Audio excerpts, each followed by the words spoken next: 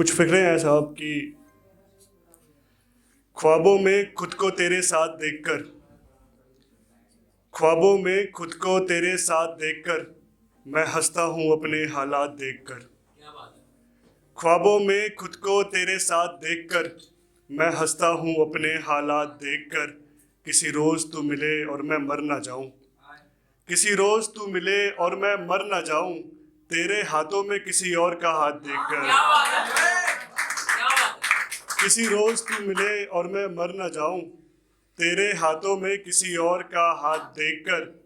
क्या गम है बादलों को इतना रो रहे हैं ये, क्या गम है बादलों को इतना रो रहे हैं ये, मैं सोचता हूँ अक्सर ये बरसात देखकर।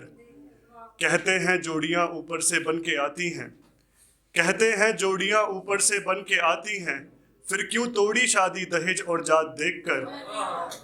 मुफलिसी छीन लेती है मोहब्बत लोगों से, मुफलिसी छीन लेती है मोहब्बत लोगों से, झूठ कहते हैं प्यार होता है जज्बात देखकर। और तेरे ख्याल भी अक्सर मुझे सोने नहीं देते, तेरे ख्याल भी अक्सर मुझे सोने नहीं देते, तेरी याद भी आती है हमेशा रात देखकर। तेरे ख्याल भी अक्सर मुझे सोने नहीं देते, तेरी याद भी आती है हमेशा।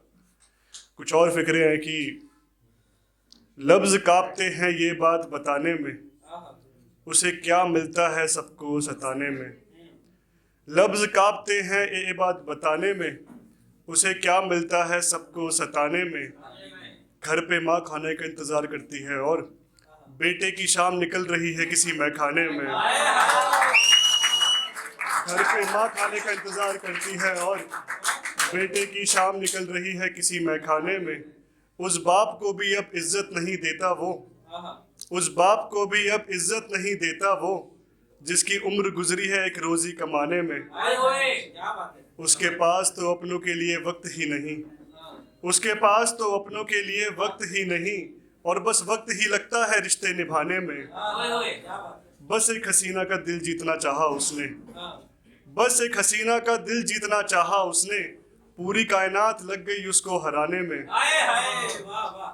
अब कोई चुटकुला भी काम नहीं कर रहा जनाब, अब कोई चुटकुला भी काम नहीं कर रहा जनाब, कहीं मैं रो न दूं उसको हंसाने में। और इस जख्मी दिल का सहारा लेना पड़ता है, इस जख्मी दिल का सहारा लेना पड़ता है, सिर्फ आवाज नहीं लगती शायरी सुनाने में। इस जख्मी दिल का सहारा लेना पड़ता है। मैं कविताएं भी लिखता हूँ, तो एक कविता मैंने लिखी थी उस प्रसंग पे जब महाभारत के युद्ध से पहले, महाभारत सबको पता है, सबने सुनी है, कहीं पढ़ी है, तो महाभारत के युद्ध से पहले जब अर्जुन और दुर्योधन श्री कृष्ण के पास जाते हैं सहायता मांगने, तो श्री कृष्ण कहते हैं कि मैं इस युद्ध में भाग नहीं लूंगा, और अगर भाग लूंगा तो शस्त्र नहीं उठाऊंगा। तो अर्जुन तुम बताओ तुम क्या चुनते हो, मेरी एक अक्षौहिणी सेना या फिर मुझे। तो अर्जुन क्या कहते हैं वो मैं आप तक पहुंचाने की कोशिश करूंगा कि आज पार्थ नहीं एक सेवक बनके तुम्हारे समक्ष में आया हूँ, आज पार्थ नहीं एक सेवक बनके तुम्हारे समक्ष में आया हूँ, दुर्योधन भी है यहाँ मगर अपना पक्ष में लाया हूँ। अब रणभूमि में करना मुझको अपनों से ही युद्ध ओ माधव, अब रणभूमि में करना मुझको अपनों से ही युद्ध ओ माधव, पिता माँ गुरुदेव अंगराज सब ही है विरुद्ध ओ माधव। पर वचनों का पालन करके करना अपना है कर्म हमें, पर वचनों का पालन करके करना अपना है कर्म हमें, पांचाली का बदला लेके स्थापित करना है धर्म हमें।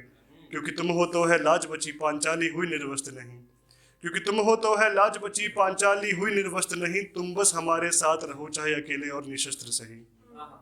और दुर्योधन को दे दो तुम जो भी कहता उसका मन है, दुर्योधन को दे दो तुम जो भी कहता उसका मन है, नारायणी सेना का क्या करूं खुद मेरे संग नारायण है, और तुम जो रहो साथ मेरे क्या करूं जीत और हार से मैं, तुम जो रहो साथ मेरे क्या करूं जीत और हार से मैं, तुम्हारे पीछे चलूं अगर तो आगे इस संसार से मैं।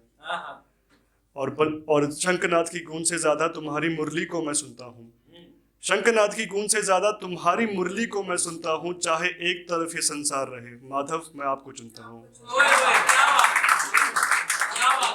एक आखिरी कविता फिर मैं अपनी जगह लेता हूँ, एक आखिरी कविता उसका शीर्षक है सवाल।